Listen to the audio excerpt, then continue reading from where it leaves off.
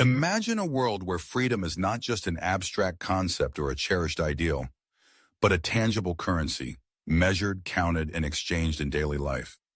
In this world, every individual is born with a set amount of freedom, much like a bank account at birth. This freedom isn't just a philosophical right, but a quantifiable asset, tracked in personal ledgers and digital wallets. The choices you make, the risks you take, and the paths you pursue all come with a price tag, paid for in units of freedom. From childhood, the implications of this currency shape your decisions. Want to travel to a new city? That will cost a few freedom credits. Taking up a controversial career or speaking out against authority. The price is higher. Conversely, choosing the well-trodden path, following rules, and avoiding controversy helps you save your freedom for future opportunities.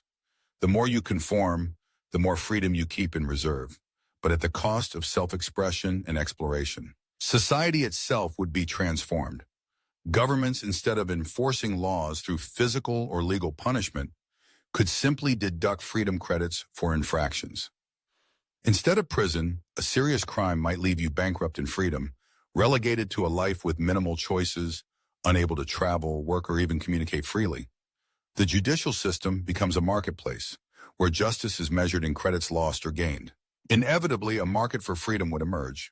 The wealthy might find ways to purchase more freedom, perhaps by trading material wealth, influence, or favors.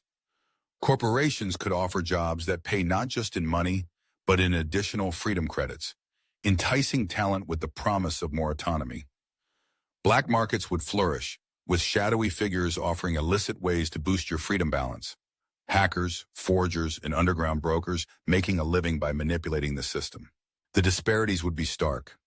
Those born into privilege might inherit extra freedom, giving them the means to explore, innovate, and take risks with little fear of running out. Others, perhaps born into less fortunate circumstances, would find their freedom rapidly depleted by the costs of survival, unable to pursue passions or change their circumstances.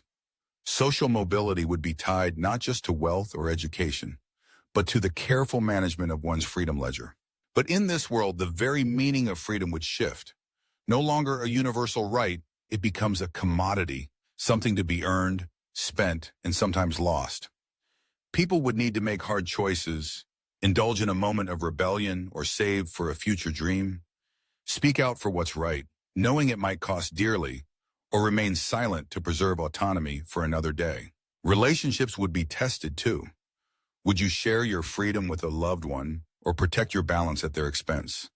Communities might pool their freedom, supporting those who dare to challenge injustice, funding activism not with donations, but with the collective willingness to sacrifice some of their own autonomy. As the years pass, some might rebel against this system, arguing that freedom should not be bought or sold. Movements would rise demanding the restoration of freedom as a birthright, staging protests that cost them dearly in credits, yet inspire others to join in solidarity. The value of freedom, once taken for granted, would now be deeply understood, cherished, guarded, and fought for in ways both profound and personal. Ultimately, a world where freedom is currency forces us to confront what we truly value. Would we spend our freedom on comfort, security, or self-expression? How much is a dream worth, or a moment of honesty? In the end, perhaps the greatest lesson is not how we spend our freedom, but how we cherish it, and how much we are willing to risk for ourselves and for each other.